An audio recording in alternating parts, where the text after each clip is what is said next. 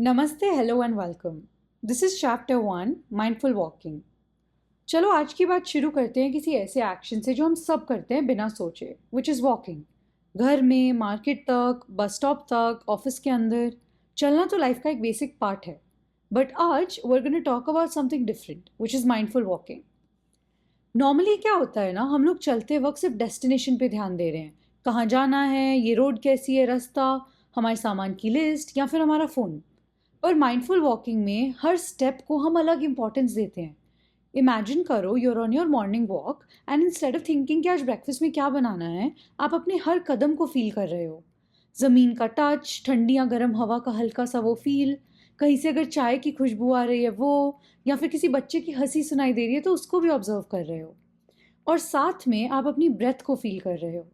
Destination पे focus थोड़ा कम करके अपने स्टेप्स पे और ध्यान देना, अपनी जर्नी पे और ध्यान देना is what we call mindful walking. क्या होता है ना, पूरा दिन हमारा माइंड एक रेस कोर्स बना रहता है। घर का काम, फैमिली की ज़रूरतें, ऑफिस की डेडलाइंस और बीच बीच में फ़ोन और सोशल मीडिया का शोर। इतना कुछ चल रहा होता है कि हमारे अंदर एक कांस्टेंट नॉइज़ सेट हो जाता है। पर ये नॉइज़ हमेशा नॉर्मल नहीं होता। कभी कभी ये स्ट्रेस और ओवर थिंकिंग में बदल जाता है। माइंडफुल वॉकिंग का सबसे बड़ा फ़ायदा ये है कि वो बैकग्राउंड नॉइज़ को स्लो कर देता है।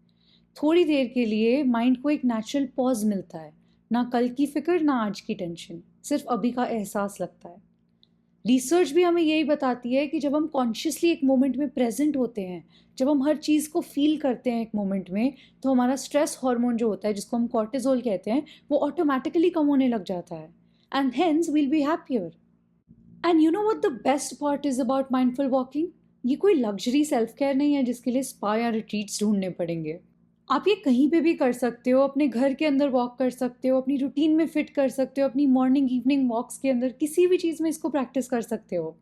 मानो आप सुबह सब्जी लेने निकलते हो तो फ़ोन अंदर रख लो और अपने पैर और हवा को फील करो। अगर पार्क में हो तो कान से म्यूज़िक निकाल के या कॉल्स निकाल के बस हवा और अपने स्टेप्स को सुनो। और अगर घर में ही हो तो किचन से लिविंग रूम तक वॉक करते हुए भी आप माइंडफुल वॉकिंग प्रैक्टिस कर सकते हो। तो कुछ लोग अभी ये भी सोच रहे होंगे कि ठीक है, like we get what mindful walking is, but how do we really do it? हम इसको स्टेप बाय स्टेप करें कैसे? तो सबसे पहले तो कीप इन माइंड कि ये कोई रेस नहीं है when you are doing mindful walking. So normal या थोड़ा सा स्लो पेस भी ट्राई कर सकते हैं, विच मीन्स अपना नेचुरल पेस पे चलो बिना किसी जल्दी के। पैर और ब्रेथ पे ध्यान दो। अपने जैसे आप ज़मीन पे वॉक करते हो, आपको पैरों का टच कैसा लग रहा है, टेक्सचर कैसा है। यूजुअली जब लोग ग्रास पे वॉक करते हैं they feel more energetic with that. अगर आप किसी और टेक्सचर पे वॉक कर रहे हो तो आपको डिफरेंट फील होगा। Focus on that touch, focus on what you're feeling in that moment. And हवा का हल्का सा जो फील आ रहा है वो आपको कैसा लग रहा है। ब्रीदिंग नेचुरल है या थोड़ी फास्ट है, बस हर चीज़ को ऑब्जर्व करो, नोटिस करो। और सिर्फ खुद को ही नहीं, ट्राई करो कि आप आसपास भी ऑब्जर्व करते हो।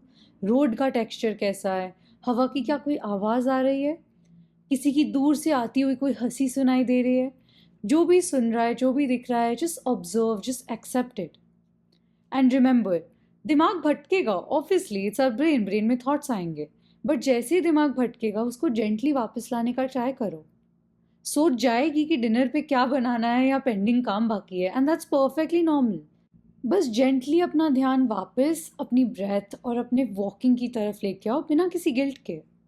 और ऐसा नहीं है कि पूरा वॉक परफेक्ट होगा, पर अगर 2 to 3 मिनट्स के लिए भी फुल्ली प्रेजेंट हो गए ना तो ये प्रैक्टिस सफल है।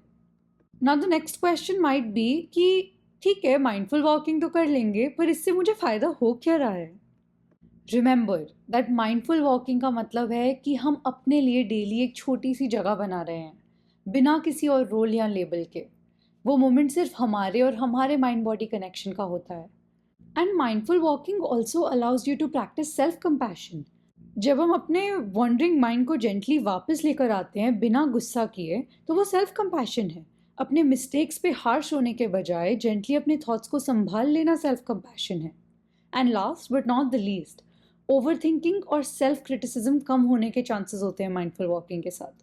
जब हम एक प्रैक्टिस में प्रेजेंट रहते हैं, जब हम उसमें कमिट करते हैं, तो हम खुद को कल को क्रिटिसाइज नेचुरली स्लो करते हैं।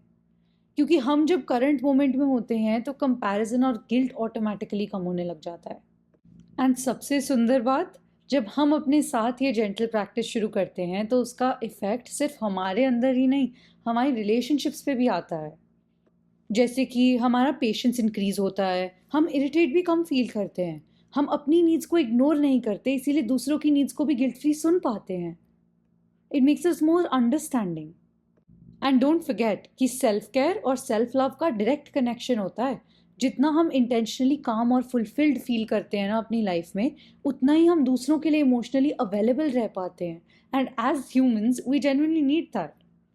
तो रिमेंबर, जब अगली बार आप चल रहे हो तो चाहे अपनी गली के कॉर्नर तक या फिर अपने टेरेस पे, 1 सेकेंड के लिए पॉज लेना और सोचना कि this is not just a walk, this is an appointment with your self. And trust me, जब आप रेगुलरली अपने साथ टाइम बिताने लग जाओगे ना, तो धीरे धीरे ये लगता है कि हमारी फीलिंग्स भी सुनने लायक हैं। हम धीरे धीरे अपनी फीलिंग्स को भी वैल्यू देने लग जाते हैं। एंड वी रियलाइज़ कि हमारी फीलिंग्स भी उतनी इंपॉर्टेंट है जितनी हम बाकियों को इम्पोर्टेंस देते हैं।